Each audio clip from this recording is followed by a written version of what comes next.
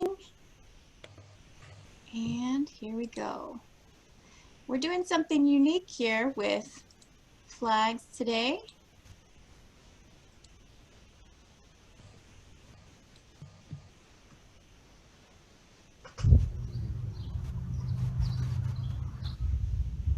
Ready?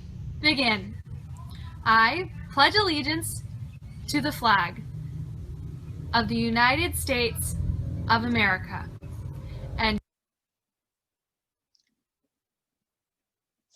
to the republic for which it stands, one nation, under God, indivisible, with liberty and justice for all.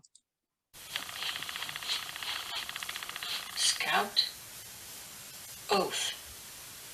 On my honor, I will do my best to do my duty to God and my country, to obey the Scout law, to help other people at all times, to keep myself physically strong, mentally awake, and morally straight.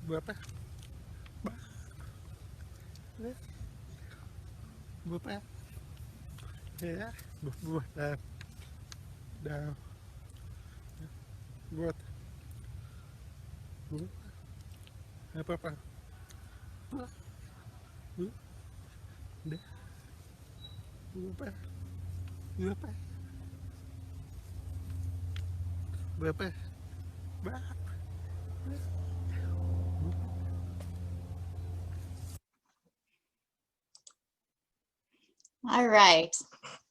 So hi, I'm Angelique Manette, and I am the Ishkote District Roundtable Coordinator. And I'm Esmeralda Bonk. I am the Wapilanaswa Roundtable Commissioner. And we are the commissioners for Rainbow Council. All right, please prepare yourself for prayer.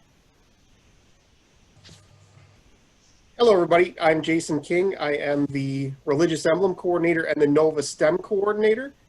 Mixing science and religion is always a good thing. I'd like to ask you to center yourselves into your tradition of faith. Because I am a Christian, I do this by saying the name of the Father, of the Son, and of the Holy Spirit. And then because I'm a weird Christian, I usually have my hands open to show to God that my heart is open and my mind is open like a book. Holy God, Holy Mighty One, Holy Immortal One, thank you for the opportunity that we can all come together. You've spoken to us through the ages in many forms, as a counselor, as a guider, as a defender, and as a teacher. And we ask that you guide us in this guise today, knowing that your promises have told us that whenever we come together in the hopes to help others, that you're with us. Please let us help other people. Please let us help ourselves. Please guide the hands of the doctors and the healers and the teachers and everybody who's healing our broken world right now. I'd like you to think of one person that's helped you in your life, one person that you'd like to help.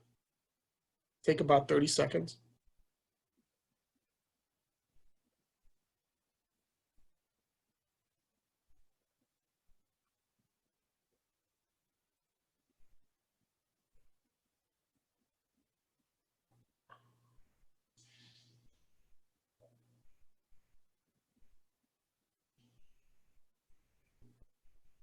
Thank you for bringing us together, and may blessings be upon all of us and on everybody that needs the most.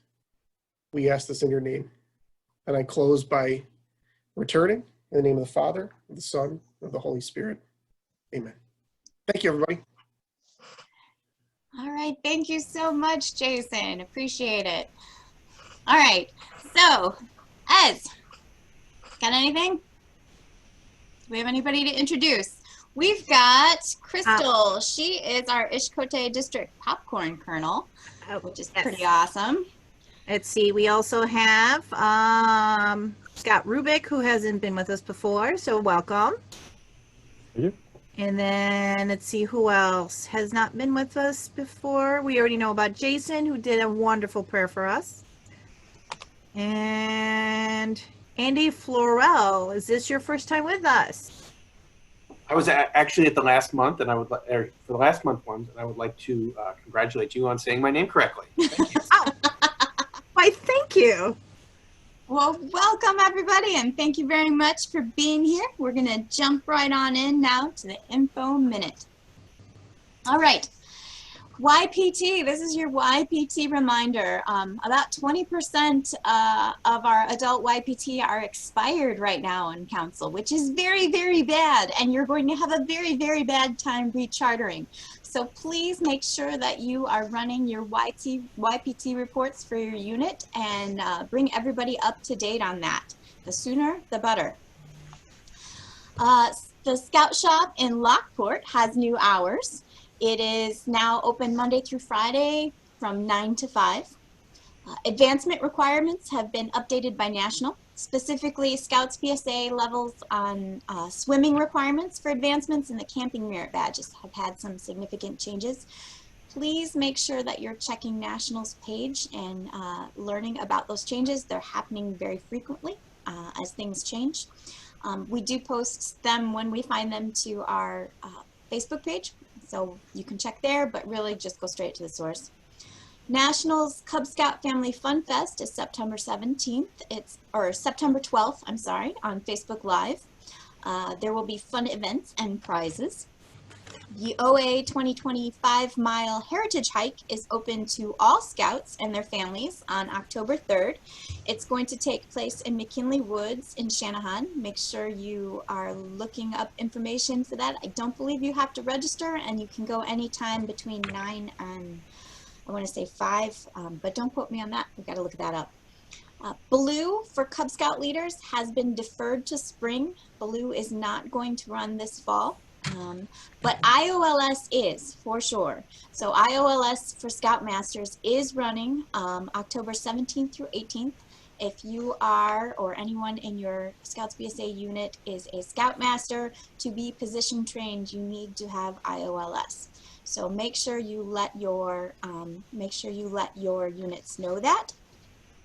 Den Chief training has been canceled, but Den Chief training is online and can be taken online by any of your Scouts BSA that need to take it. Wood Badge has been deferred to 2021 with the dates being announced as October 9th through 11th and October 23rd through 24th in 2021. So if you were signed up for Wood Badge, you are available to take that. You can roll it over to 2021. If you have any questions about that, contact Celia Mistretta and she'd be happy to help you. An email went out to all adult leaders at Rainbow with current Rainbow guidelines about meetings. If you have any questions, be sure to talk to your commissioner or district exec about those. If you have any questions regarding them, we can also try our best to answer them here. Scouting for Food is coming up in October. You'll need to choose a food pantry to work with by October 1st and register online with council by October 16th. Your bag pickup will be October 21st at Rainbow Council, and it's by appointment only. Finally, if you are part of a committee with Rainbow and you need information distributed, please contact Ez or I to get the word out through Roundtable and social media. We are also very happy to share if your event is having, or if your unit is having a recruiting event. Please let us know and we can share it on our district page and also on the main page. We just have some clarification. Someone gave us a time for the Heritage Hike. It's from 9 to 3. Thank you, Tom. And the Scouting for Food sign up should be on the Rainbow Council webpage, but we will look into it if you can't find it, Melissa. And I believe it went out in an email that just went out, and I will copy and paste it to our district page, our roundtable page. Okay, any other questions about upcoming stuff? All right. So moving right along. Said that she. Someone is asking about the IOLS and overnight. Do you want to take that on the chat? And I will move on to the next one. Okay, so she was told, okay, so IOLS is the outdoor component of Scoutmaster training. To become a Scoutmaster, there are two parts. There's a portion that can be taken online, but it also can be offered in person by classes. The other half of the training is the outdoor training, and the outdoor training you cannot take online. The only way to do it is to take it in person. So that is why we are making sure that we're able to offer that this fall, this next month. So if you have any more questions about that, like what specifically, can I point you to the exact training, just let me know, and I'll try and help you out with that. Okay, and then Melissa, we're going to have to really look into that about the scouting for food. All right, so Scout law for today. And I can't find which one I'm looking for. Oh, because I don't have it up. Give me a second. Here we go. So our Scout law for today, or for this month, is courteous. Some ideas up there, but from ascoutingism.org says, a scout is courteous. A scout is polite to everyone regardless of age or position. He knows that using good manners makes it easier for people to get along. A scout is courteous is another way of saying a scout is a gentleman. Open a door for someone. Offer your seat on a bus or in a busy waiting room to an elderly person, a pregnant woman, or anyone who needs it more than you. Greet others with a firm handshake. Do your share of family chores in a pleasant way. Say please and thank you, or pardon me and I'm sorry, whenever appropriate. Being courteous shows that you are aware of the feelings of others. The habits of courtesy that you practice as a scout will stay with you throughout your life. The National Catholic Committee on Scouting says a scout is courteous. A scout should respect the image of God in everyone. The meaning of love as a scout should be taken from the words of Christ himself. I have come not to be served, but to serve. So that is our point. All right. And then we have the Scouters Training Award. This is the award that you probably are close to having if you are here. And let me tell you why.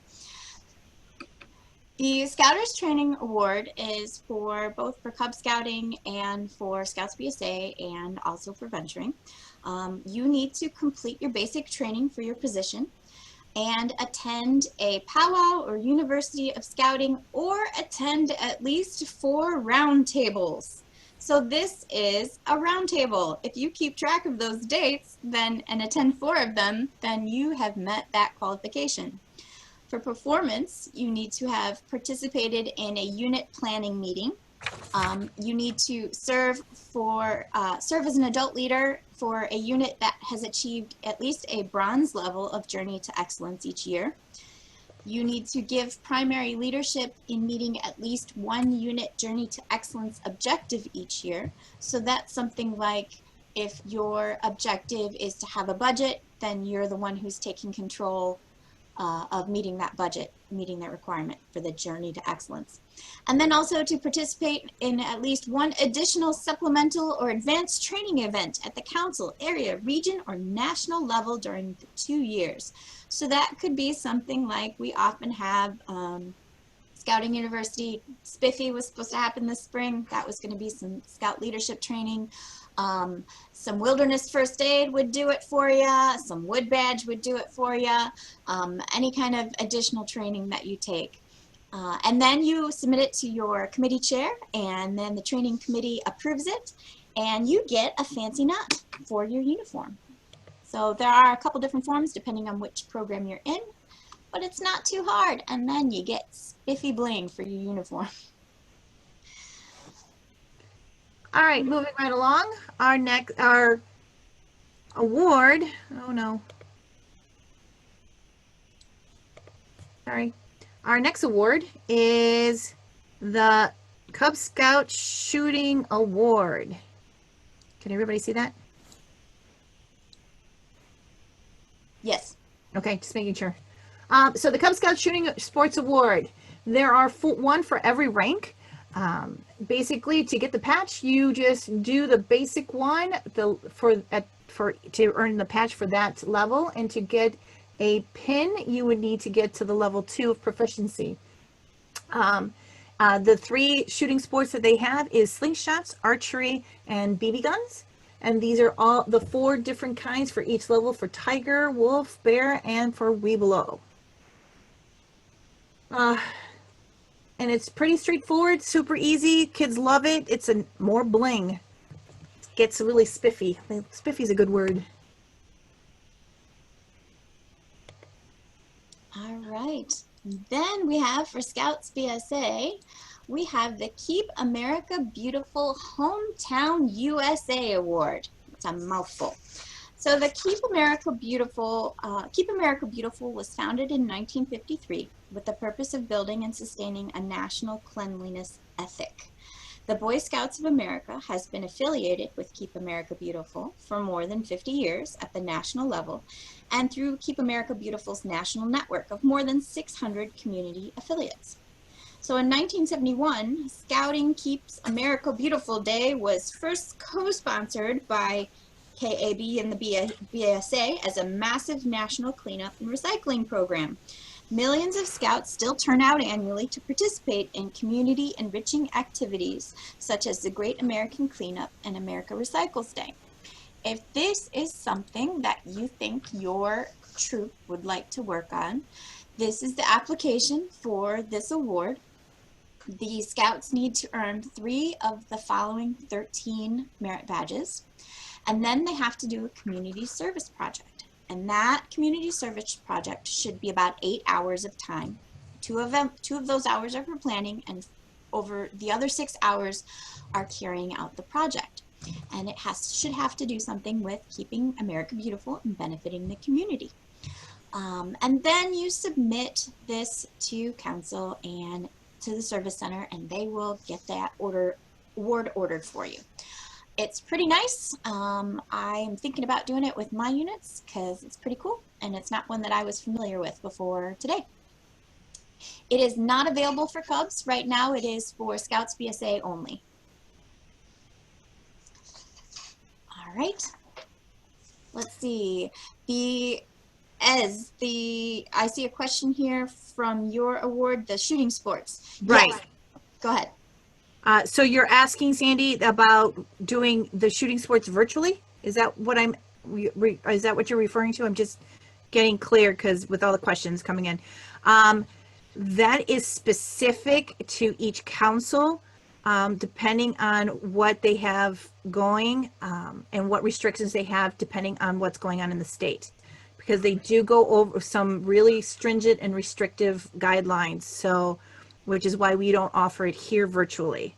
We can, if you want more information about the shooting sports and how to do it for your unit, we can put you in contact with those in charge of the shooting sports in our council.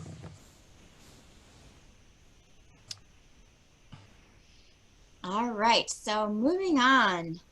Let's see. Right. Go for it, Ez. All right, safety minute. I have my safety vest on, so of course, got to be safe here. So we have how to review your AHMR, also known as the Annual Health and Medical Records. These general tips will enable you to more effectively manage the information and apply it for the units and participants' benefits. We all know that when it comes time for those medical records to get updated, we kind of forget, especially those yearly ones for the A, B, and C. So it's very difficult to keep track of it. So some things, have a person be in charge of it. Become familiar with the form. It's frequently asked guidelines for medication use and the BS activities and the medical risk factors. That's under resources. It says below because I cut and paste from someplace else. Sorry. Make sure all sections are complete, including signatures. I don't know how many times I've gotten them where signatures were missing and we're off at, resident camp. And it's like, oh, wait, no signature. That's very important. Check the date. Make sure that the forms are complete within a year. They're good for 1 year. Be alert for and review with the participant any information that is missing, conflicting or out of sync with other sections. Confirm person's allergies, but not listed on medications or a management plan, especially those who are allergic to like bees and nuts and stuff. You need to know where those things are. Use the HMR information for unit planning and rendering care, especially if you're going out of state. How can you keep track? You can keep track and update current forms in Scoutbook. This I did not know. So this is where it is. This is my son's account in Scoutbook. And when you go down to edit profile, if you scroll down all the way down, there is a section for annual health record AB date and an annual health record C date. So there is a section here for both dates to put in. So when you start running reports through Scoutbook, you can actually start seeing who's out, who's coming close, and easy it all on one sheet instead of going through all those sheets, especially those scout units that keep them in their possession at all times. So Bob, Mr. McMillan there made an excellent comment that there are new health ABC forms. So if you have not gotten the new version, they are only good now through, I believe, the end of the year. The old version, you will need to have the new version and use it from this point forward. Summer camps next year will not take the old version. Adults, also, if you are having to do the C form for high adventure or for, say, you're taking wood badge, anything over 72 hours, you need a new physical every year on that C form, and you also need to have those ABC forms with your unit, or AB forms with your unit whenever you are participating in things. Not just kids, also the adults. It's important. It's also recommended that because of the situation that we're in, that trying to keep them all in one place could be difficult, that maybe to start training your adults and your scouts, especially the older scouts, to start carrying it with them at all times when you're out in activities, and that way you know that those forms are with you at wherever you are, whatever activity you're doing at the moment. All right, do we have any questions about that? Are AB forms required for regular weekly meetings? Yes, they are. Yep. Anything you do with scouting, whether it's going to sell popcorn, or it's meeting for a den meeting, or it's meeting for a troop meeting, or it's on a field trip, you need to have them with you. So the way that my units have decided to do it is we put them all in one binder and take the binder with us. And it's always on the same person whenever we're out doing events. If you're doing stuff in patrols or dens right now, it might be a good idea to have another copy and keep your den or your patrol forms together so that you're not having to get them from your main carrier for each meeting. Some parents are concerned about the forms having eyes on them. You can let people know that you'll seal it in an envelope. Someone from the troop does need to be familiar with what's on the forms, but after that you could put them in an envelope to give privacy if that's a concern. But you should always have them on you for everything. Any other questions? Usually someone in the committee can be in charge of it. Whoever's with you, they need to be with you. So you can put someone in charge of updating them and keeping them updated. And the easiest way is to get those dates in Scoutbook so you can run the reports. But the person carrying it might logically be to have the Scoutmaster have them in their backpack the whole time. Or if you're at camp down the road, to know that you've got a copy of them and they're always in, one central place. Everyone knows where to look for them. Any other questions?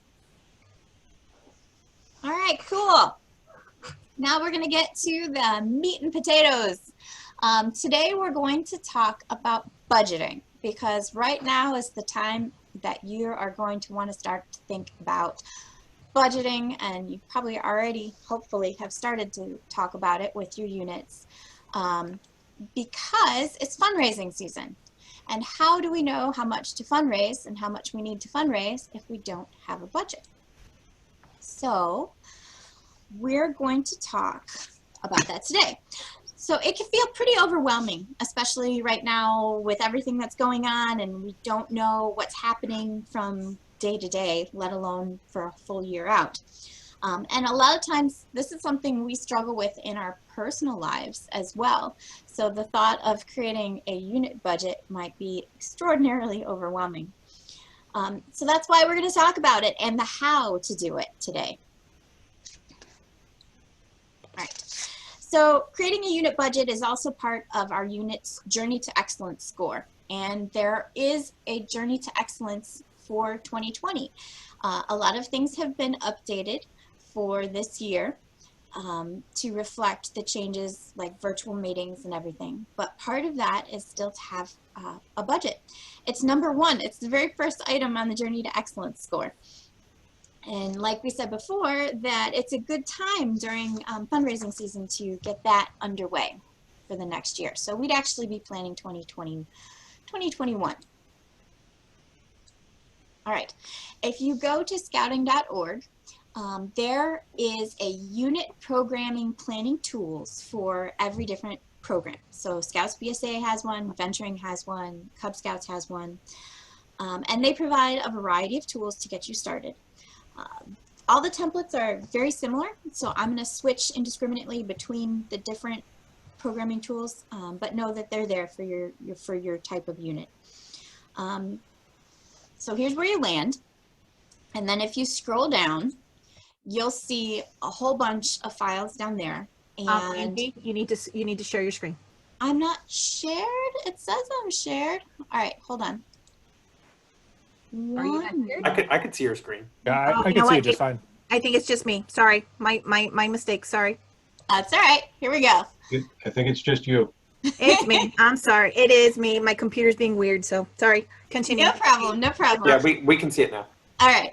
So if you are down, you go to your landing page for your type of unit, and down at the bottom, you'll see a PowerPoint presentation on how to run an annual program planning conference. It's very basic. And then you'll see a troop operating budget worksheet and a planning your troops annual program budget, and then a calendar from Boys Life magazine. And the calendar is very, very useful if you're planning your full year, which we're not going to talk about that, but that's a good idea for a future roundtable. But what we're going to first look at is the planning your troops annual program budget. So this is what we'll pull up when you do that. And it's 2 pages of all these different things that you need to consider when planning your budget and things to look at. So it's a good jumping off place. It's a good thing to look at and get started with. But there's a lot there, and it feels a little overwhelming. So then you go to the next one, you go to the worksheet. And this one is for a venturing crew, but they all look like this. And you pull it up, and it opens in Excel, and you look at it, and if you're anything like me, you have a panic attack looking at it, because there are so many lines and there's so much to look at, and it's just very overwhelming, and it might not even fit what your unit is currently like doing. It ideally should, but it might not. Don't worry, we're going to simplify this. No inner panic attacks. All right, first we need to figure out the bare minimum recharter cost for your unit. All right, this is the very basics you need just to keep your program rechartered and all cool with council and national. There's a flat $75 unit recharter fee. It's gone up a little bit from last year, but it's a flat fee for your unit. So whatever you are, your Cub Scout, your Scouts BSA, your venturing, it's $75 right out the gate. Then you're going to take the total number of youth times 66. And this is for your national registration. This is just paying for each scout to be in scouts. And a lot of this goes towards insurance. Then you're going to take your number of adult leaders times 42. Here's where it can get a little tricky. If you're like me, some of your adults are in more than one unit. You will need to talk to each adult in your unit that is multiple registered, meaning they're in more than one unit, and find out what unit they are primary chartering with. All right, so if you have, say, a Cub Scout, you're registered with a Cub Scout and a Scouts BSA, you need to pick one or the other because you only pay once per adult. So if you have any adults that are registering with a different unit, then you take them out of your count for the $42. Okay. If you have any scouts or adults with a brand new application that you are submitting at recharter time, meaning they just joined your troop, you haven't turned in their application or their money to pay for them yet, there is a new joining fee of $25, and that's one time, the very first time they join Scouts, any youth or adult. You only have to figure in this $25 if they're not already registered with your unit. Okay. And then you take the total number of adults and youth altogether in your unit and you multiply that by $3. And this is the council insurance. So council charges $3 per person, either adult or child, to cover insurance. And you add that in. Finally, you may have a yearly unit level insurance for perhaps maybe a trailer in your unit. So I know one of my troops has a trailer that costs $47 per month to insure. And I know that's a non-negotiable cost for our troop. We keep that no matter what. So then I add in the flat recharter fee, I add in the number of youth times 66, number of adult leaders times 42, number of new applications, brand new, times 25, the total number of all people times 3, and then my optional cost. And if I add all those together, I know that is my bare minimum recharter cost for the full year. My budget, if I've got no money, if my unit is so broke, I know I need this minimum amount of money to make sure that my unit can run next year. All right, that is my bare minimum cost, and that's where I'm going to start, ground zero. All right, now this is where you start playing with extras for your budget. Okay, you could consider Boys Life, which is $12 per scout. Advancements and recognitions, you'll kind of want to look at your receipts from last year and see how much your unit spent on, say, patches and recognitions, and divide that out per scout or per year and see how much you want to, if you want to build that into your budget. Handbooks, does your unit give out handbooks to new scouts? I know Cub Scouts, the Cub Scout pack I was in always gave out new handbooks and it didn't cost anything extra. My troop does that too, but you know, we only have so many scouts per year, so I could guess, say I'm going to have 6 new scouts each year, then I can account for that. Uniform parts, does your unit give out neckerchiefs or activity shirts, or do they give out a full uniform? You'll need to account that in your budget. Activities and events, you're going to want to go back and look at your receipts. Hopefully you've kept good records. If not, you're going to have to guess and see how much you're spending, preferably by event, and then you can figure out how much you spend yearly on activities and events. Program materials could be anything from scout leader manuals, general supplies, like, you know, your unit needs new crayons in the crayon box, or your unit needs some new mess kits. That would be where this comes out of. Camping, You'll want to look at food. How much are you spending on food? How much are you spending on registration typically? And then figure out how many trips, camping trips you're having per year and build that in.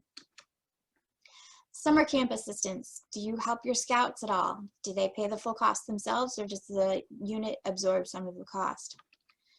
Training expenses. Do you expect your leaders to pay them themselves, or does your unit help out in that department? Also, scholarships and special purchases. So scholarships could be, you may be able to award some scouts some benefits every year, or if you have scouts that maybe can't afford things, do you have a scholarship available on the troop level or on the unit level? For special purchases, it could be something like, man, we know our track, our derby track is just falling apart and we need to get a new one. Can we build in money for that into our budget this year? And finally, reserve, the unexpected. We all know unexpected things come up. Maybe you get lucky and you get twice as many scouts as you were expecting. Then you're going to want to have a little buffer in there to be able to afford them. So start playing with the extras and add them in and create a couple different scenarios about what you're going to want to fund for the year. All right. This is how I have done it in the past. I've developed 3 figures. I have my bare minimum budget. That's just enough to recharter. I have a moderate budget, which is, you know, thrifty, but still allows us to do lots of things. So I'm not providing a whole uniform, but I can give neckerchiefs to all the scouts, and I can make sure they have a book, and we can go camping at RSR because it doesn't cost a lot, but we're not doing anything super fancy. That's my moderate budget. And then I have a sky's the limit budget. This is, okay, we're gonna do all the things and it's gonna be amazing and it's gonna cost a lot. And I wanna know what those figures are. I wanna know what they are. And I have the picture in the background because it's, you know, shoot for the stars. And you don't know what that figure is until you start figuring it out. Unfortunately, the template that BSA provides is a very sky's the limit budget. It includes everything and makes it kind of difficult to weed out what's really important or not, and it can get overwhelming. But if you get these 3 budget figures together, then it's a little bit easier to do the next part. This is the part that's affecting you now. You're determining your fundraising needs. Once you have those budgets figured out, then you can decide how much do you need to fund that budget. Say you have $2,000 in your bank account for your troop, and you see that you're going to need $3,000 to have a middle of the road year. How much do you need to ask your scouts to fundraise then? And then go further and figure out, divide that by the number of scouts you have. So how much are they having to earn to help meet that budget?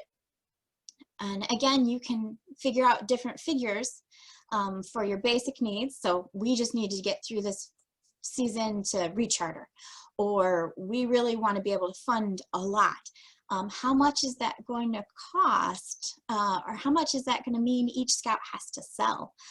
So if you figure your troop or your unit gets 30% back of your fundraiser, then you can do the math to figure out how much they need to sell to get those numbers that you need. After you've figured out your fundraising numbers, this is the really important part. This is the parent meeting or the parent buy-in.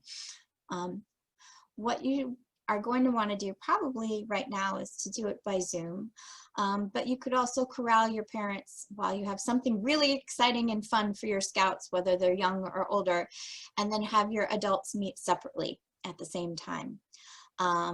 But this is you need parents to hear this information. You'll want to present 3 tiers of budgets to your family. Say, okay guys, here's what it is. This is how much we have to pay to recharter, and here's how much we have to fundraise to meet that. And then you can say, but here's how much to cover these things.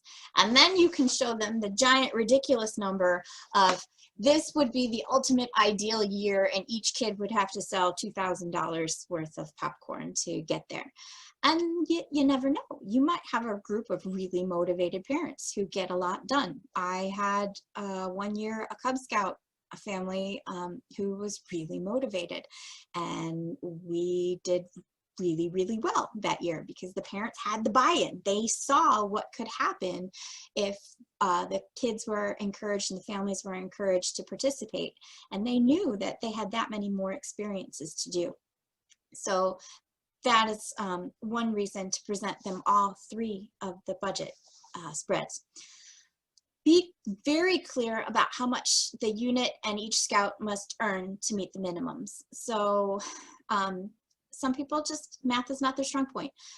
So show them, okay, we need your scout to earn the unit $300, which means your scout needs to sell $700 of product, and help them set that goal. Carefully consider buyouts and unit dues. So some parents are like, just give me a figure and I don't want to sell anything. And have that ready. Know what you need to tell them to meet that minimum. Unit dues are also something you could consider. Be very, very careful with unit dues. Consider all of the scouts in your units. If you don't think one of your scouts can manage dues, and dues are going to be a problem, then maybe consider meeting your financial needs through fundraising so that every scout has a chance. That being said, unit dues can be a really great tool. Instead of asking people for rechartering fees in December when everybody's trying to make ends meet for Christmas, if you collect a small amount all year long and save it towards rechartering fees, you might be in a better position to do that without having to ask your parents for more money. It was a grand experiment of mine a full year ago, and I'm happy to report that we will not have to charge rechartering fees for one of my troops this year, that they did pay their dues on time, and we have enough in the bank account without having to ask for money. Explain to your unit what happens if the budget needs are not met.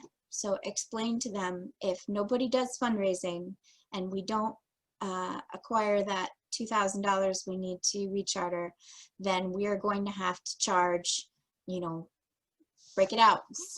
If it's $66 per kid and there's a $75 charge, say $75 just to recharter, and you parents will have to pay nickel and dime for every patch, every camping trip, and that might be motivating for parents to know that. Please also share info about council assistance for families without resources. Council is very dedicated to making sure that everyone can participate in scouting, and they do have some resources available for families that just can't make those ends meet. But if you're planning your budget ahead of time and then are doing the fundraising that can accommodate your budget, then that's not something that we have to worry about. If you're still uncertain about budgeting and how to approach it, or if you really need someone to sit down with you and help figure it out, because maybe it's the first time you're doing it, or maybe it's just really tricky or really challenging for you personally, talk to your unit commissioner. That's what they're there for. They're there to help you figure all this out. If you're not sure who your unit commissioner is, we would be happy to let you know, as an I, and we can hook you up and get you started. So, Andy, there was yes. Sorry, not to interrupt, but someone asked if didn't National say that the unit dues cannot be higher than what National charges per year for registration per scouts? I would have to look that up, but I believe that is true. I can't say for 100% sure without citing my sources, but I believe that is true. believe that's a council fee rule. Yes, you know what, Dave? I think you're right. I believe that might be a council fee. So council cannot charge more than what national is charging. Thank you, Dave. Again, I would look it up and to quote it to you directly, but I think that's right. Carefully consider how much your dues are for your unit. If your dues are $300 a year, that's pretty high. Think about what you're charging and make sure that it's accessible, because parents are more likely to just disappear with their scouts than they are often to ask for help. And we don't want anyone to fade away just because the dues are scaring them off. Does anyone have any other budgeting questions? I have helped budget for Cub Scouts, and I do all the budgeting for the troop, and so far so good. Any questions, any comments? Okay, I will make this available for everybody as a PDF on our page, and if you need it, you can refer to it there. All right, most units, let's see. So Bob says most units I've been a member of, the adults usually pay their own way. And that is awesome. Most units I have been in, the units have covered the cost of the adults. So I think it's just the culture of whatever unit you're in. That is something you could consider. I have some adults in my unit who are very adamant that they put in enough time into scouting that they won't pay their own fees. In that case, I have left it up to our adult leaders and said, if you'd like to pay your dues, go for it. If you need the unit to pay for it, then we'll do that. Let's see. So yeah, that's kind of the culture of the troop. And yes, it depends on the success of your fundraising. And fundraising is a whole other kettle of fish. There are lots of ideas and lots of possibilities, but I know right now everybody's kind of in the thick of it because it's back to school time. So this is a good time to start planning your budget for next year. Any other questions, comments, concerns? All right, cool. I have a little video here, one left for you guys to see. And I'm gonna pull it up now.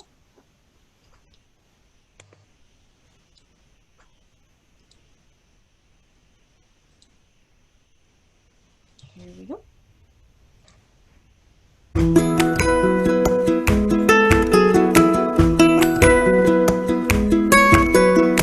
And even if it's been a while, after all the many miles, you're always welcome here. And whoa, and even if life brings a change, I know we'll be the same. you're always welcome here. You're always welcome. I do this because I love the interaction with kids and you make friendships for life. And whoa, always welcome, always welcome. It's been a great experience. We've made a lot of wonderful friends. It's just a great program for kids, I think. Cub Scouts gives you an opportunity to build relationships with people. It was just something different all the time. So it's been a really good experience to actually be a part of. I love being able to teach the kids, watching them light up when they get something that they're frustrated about. They just are like, yay! And even if it's been a while, After all the many miles, you're always welcome here. And even if life brings a change, I know we'll be the same. you're always welcome here.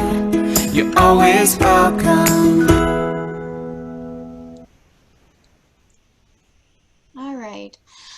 So you're always welcome at Roundtable, and we just wanted to let you know next month we're going to be doing the Cub and the Scouts PSA split again, to where we're having 2 separate roundtables.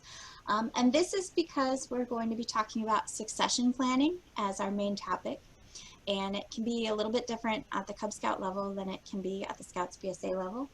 And then we're going to be talking about behavior and discipline in your units at both levels. So again, it's pretty different depending on the age and the unit. So we're going to split it out into 2 groups. If you have suggestions about stuff that you'd like us to talk about, we are always very much listening and very much would like to know, because we want to make sure that this is relevant to what you need for your units. Other than that, As, you got anything? No, suggestions, as you know, is always a great thing. If you want to throw it in the chat box, or you want to just kind of open your mics and let us know, it's a great time to have a little bit of conversation. Any burning questions that maybe it's hard to type so fast with all those questions coming in. Sometimes it's like, can I just open my microphone and just ask you? Just ask. Yeah, just go ahead and ask. By the way, we're not sure where that castle is, but I was thinking the same thing, Jason. I want to know where that castle is, because that looked like fun. Now's a good time for questions. We're done with the main part, so it's just our social hour. And if you have anything you want to ask, go for it. The other thing, just to let you know, is that we are moving the Roundtable page, our Roundtable group.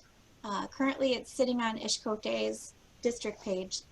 We are moving to a page that is part of Rainbow Council. So you'll be able to go to Rainbow Council's main page and then click on our group.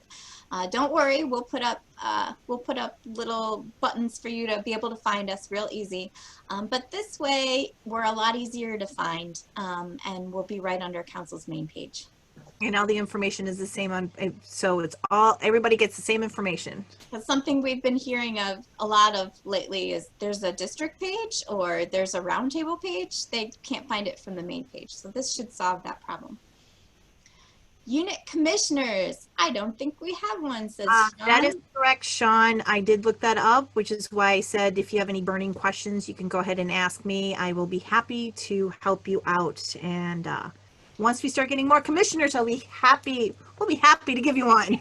We have a few that are covering many, many units, and some units don't have any.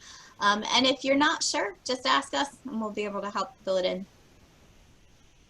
Bob put down that the Lodge Order of the Arrow meeting is this Sunday at RSR starting at 2. Mask and distancing will be enforced. And that is for OA members. Yes.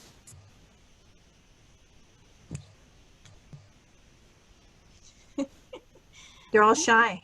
Yeah, I know, it's very quiet. Sometimes we have where everybody's talking.